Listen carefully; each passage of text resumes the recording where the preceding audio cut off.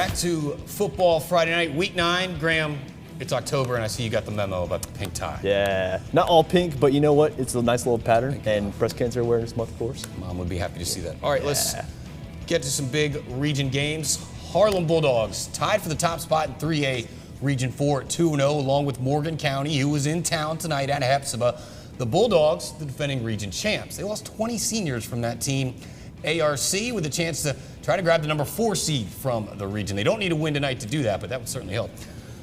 Harlem getting a shot at Morgan County at home in the regular season finale, but got to handle business tonight and next week at Salem. Harlem with it to start. Ethan Evangelista on the run. Heard his name. Find Key Williams to move the chains for the Bulldogs. Same drive. Evangelista on third down. Keeps it himself.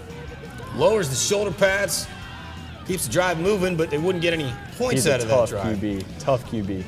ARC pinned deep, but the punt gets away. Elijah Evangelista takes the ball in a nice gain and return on special teams to set up the Dogs. An ensuing drive, Evangelista calls his own number again. And this time it's good for 6. Extra point good, 7-0. We go to second quarter, fourth down. Harlem going for it. Caleb Boyd and Kenneth Coursey get through the line, hit Evangelista hard for the turnover on downs, but Harlem gets the win in downtown tonight, 34-7. So Hepzibah could jump into second place in the region if they can pull off an upset over 8th-ranked Morgan County. Yeah, Big John McLeod Stadium. Hepzibah down, though, 14-6 at the half. Bad snap here from the Rebs. Brendan Francis picks it up and turns it into a 2-yard gain. Save possession, but Hepzibah would be forced to punt later in the third quarter with the Rebs looking to get something going. Here's your Telly Johnson highlight, Graham. Yep, number 45. Picks it up on the first down. That run would give Hepzibah a chance to score later in the drive. They try going deep to Antonio Heath. This pass, though, broken up by the defense. And so why not go back to the running game, though? Telly Johnson, minimal gain. Rebs would go for it on a crucial fourth down near the goal line and did not get it. And Morgan County would hold serve tonight in Augusta. They win 35-6. Stay in 3A Region 4. Cross Creek hosting Salem, both 0-2 in region play. Tied at 0. Fireworks there, okay. Like the fireworks. Homecoming.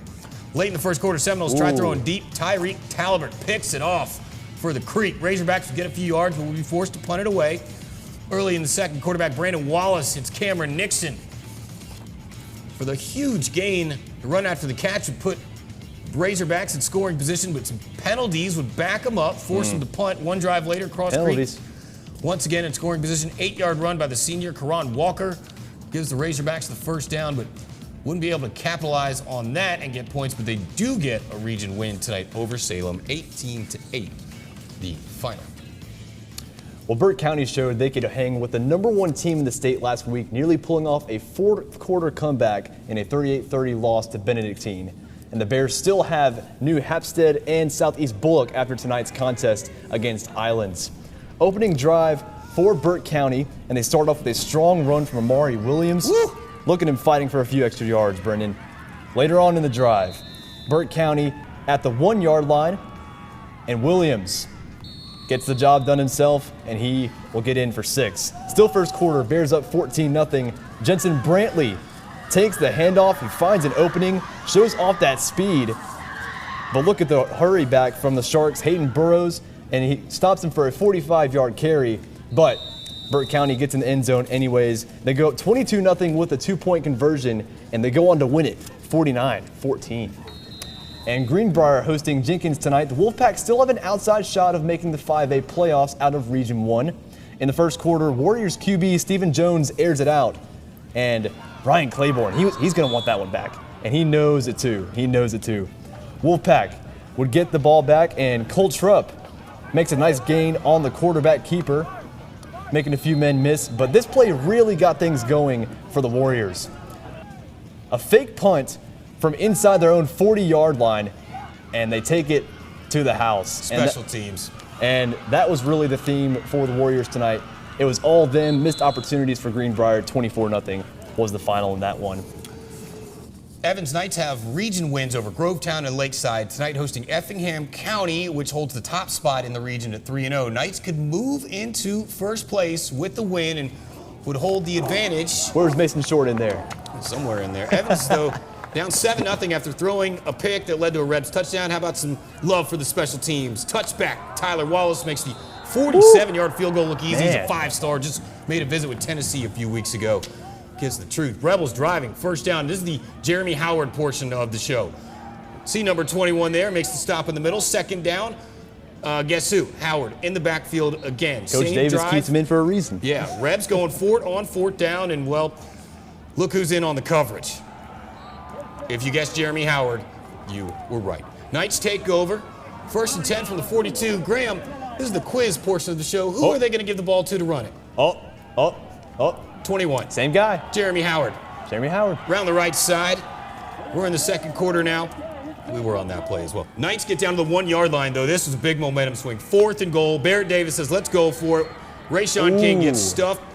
Swings the momentum because the very next play from their own 1-yard line. Oh, no. Nate Hayes lobs it up. Busted coverage. Lamar Roberts. House call. And I don't like to say he going for the out-of-town teams, but he gone. 99-yard touchdown.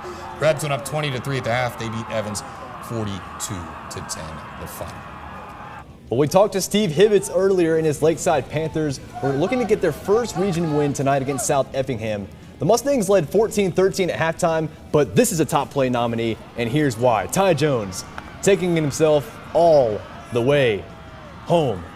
That made it 19-14, but on the ensuing kickoff, the Mustangs make a really good return out of it with Aiden Saturday, again, out-of-town team, but, you know, they played well, and here it wasn't really playing well. It was a lot more of just luck.